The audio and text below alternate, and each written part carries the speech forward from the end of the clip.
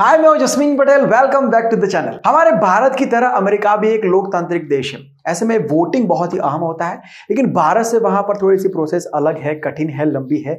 ऐसे में अमेरिका में चुनाव किस तरीके से होते हैं, वहां की क्या सिस्टम होती है और एक अमेरिकी व्यक्ति अपने राष्ट्रपति को किस तरीके से चुनता है, यह आसान भाषा में हम आपको समझाएंगे। कौन बन सकता है अमेरिका का राष्ट्रपति? अमेरिकी संविधान के आर्टिकल 2 के सेक्शन 1 में राष्ट्रपति चुनाव की जानकारी बहुत ही डिटेल में दी गई है। इसमें 3 मेन बातों का ध्यान रखा गया है जिसके तहत अमेरिकी चुनाव की नींव पड़ती है।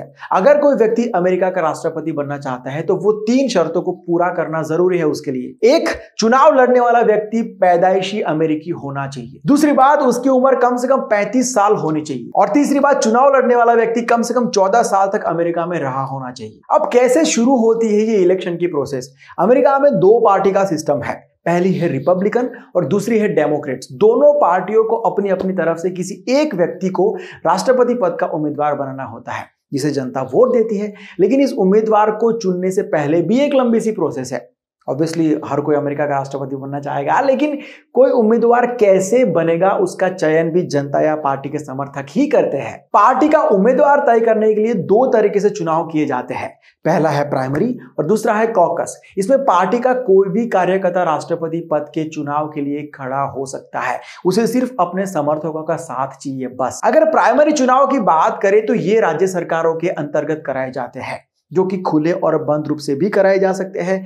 यानी कि अगर राज्य सरकार चुनती है कि खुले रूप से चुनाव करेगी तो उसमें पार्टी के समर्थक के साथ साथ आम जनता भी वोटिंग कर सकती है। वहीं अगर बंद रूप से मतदान होता है तो सिर्फ पार्टी से जुड़े जो समर्थक होते हैं वही उम्मीदवार के लिए वोटिंग कर सकते हैं। और अगर कॉकस सिस्टम की बात करें तो ये चुनाव पार्टी की तरफ से ही कराए जाते हैं। इसमें पार्टी के समर्थक एक जगह इकट्ठा हो जाते हैं और अलग अलग मुद्दों के ऊपर डिस्कशन करते हैं। राष्ट्रपति पद के उम्मीदवार के लिए खड़े हो रहे व्यक्ति की बात सुनी जाती है और उसी सभा के अंदर हाथ खड़े करके उस उम्मीदवार का, किसी एक उम्मीदवार का समर्थन दिया जाता है। हालांकि ऐसा बहुत ही कम स्टेट्स के अंदर होता है। एक बार जब प्राइमरी इलेक्शन खत्म हो जाते हैं तो यह पिक्चर साफ हो जाता है कि दोनों पार्टीज की तरफ से राष्ट्रपति पद का उम्मीदवार कौन बनेगा।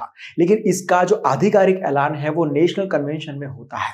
डेमोक्रेट्स का नेशनल कन्वेंशन हमेशा जुलाई में होता है और रिपब्लिकन पार्टी का अगस्त के अंदर होता है। यहां पर पार्टी की सर्वोच्च टीम उम्मीदवार का ऐलान करती है और फिर राष्ट्रपति पद का जो उम्मीदवार होता है अपने समर्थकों के सामने एक भाषण देते हुए उम्मीदवारी को स्वीकार करता है और इसके साथ ही अपनी मर्जी से चुने हुए उपराष्ट्रपति पद के उम्मीदवार का भी ऐलान कर देता है। और फिर यहां से अमेरिकी राष्ट्रपति चुनाव की असली प्रोसेस शुरू होती है, जब पार्टी की ओर से चुना गया राष्ट्रपति पद का उम्मीदवार पूरे देश में प्रचार करने के लिए निकलता है। अमेरिकी जनता हमेशा नवंबर के पहले सप्ताह में राष्ट्रपति पद के लिए मतदान करती है, लेकिन ये मतदान सीधे उम्मीदवार के लिए नहीं किया जाता है। अमेरिकी जनता सबसे पहले स्थानीय तौर पर एक इलेक्टर का चुनाव करती है। ये अमेरिकी राष्ट्रपति पद के उम्मीदवार का प्रतिनिधि होता है। इसके समूह को इलेक्टोरल कॉलेज कहा जाता है, जिसमें कुल 538 सदस्य होते हैं जो अलग अलग राज्यों से आते हैं। जनता सीधे तौर पर इन्हीं सदस्यों को चुनती है जो आगे जाकर राष्ट्रपति का चुनाव करते हैं। जब अमेरिकी जनता एक बार अपने इलेक्टर को वोट दे देती है, उसके बाद राष्ट्रपति पद के चुनाव में